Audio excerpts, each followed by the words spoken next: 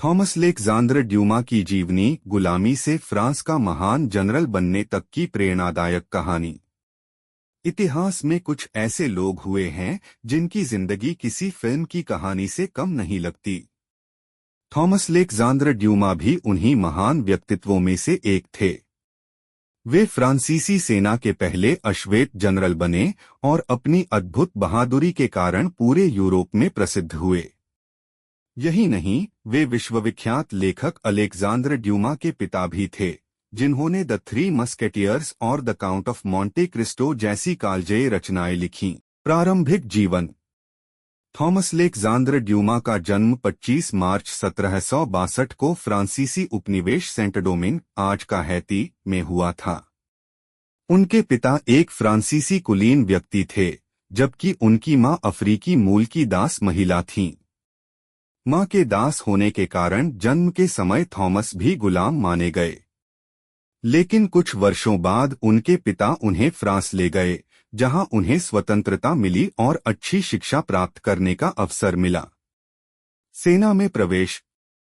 1786 में उन्होंने फ्रांसीसी सेना में एक साधारण सैनिक के रूप में भर्ती ली। उस समय किसी अश्वेत व्यक्ति का सेना में उच्च पद तक पहुंचना लगभग असंभव माना जाता था, लेकिन थॉमस ने अपनी असाधारण शारीरिक क्षमता, नेतृत्व और साहस से सभी को प्रभावित किया।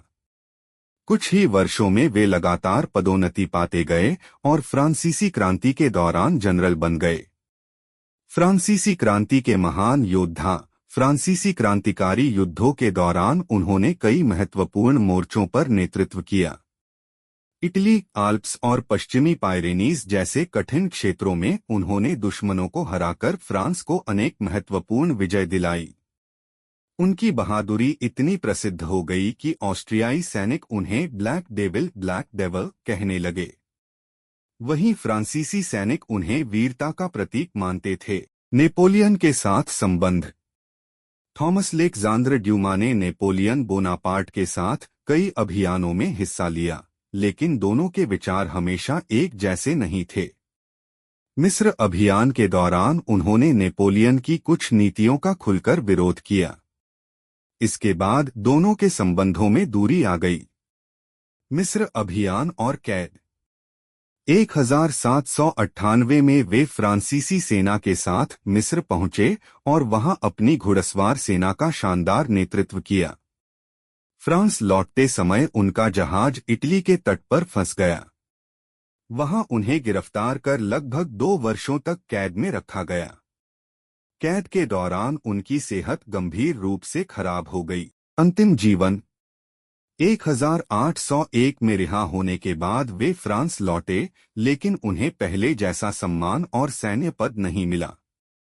लगातार बीमारी और आर्थिक कठिनाइयों के बीच 26 फरवरी 1806 को केवल 43 वर्ष की आयु में उनका निधन हो गया। विरासत। हालांकि उनका जीवन छोटा रहा, लेकिन उनकी बहादुरी हमेशा इतिहास में दर्ज हो गई। उनके पुत्र अलेक्जेंडर ड्यूमा ने अपने पिता के साहस और रोमांचक जीवन से प्रेरणा लेकर विश्व प्रसिद्ध उपन्यास लिखे, जो आज भी करोड़ों लोगों द्वारा पढ़े जाते हैं। आज थॉमस अलेक्जेंडर ड्यूमा को फ्रांस के सबसे महान सैन्य नेताओं में गिना जाता है। वे केवल एक योद्धा ही नहीं, बल्कि साहस, समानता और स्वतंत्रता के प्रतीक भी माने जाते हैं।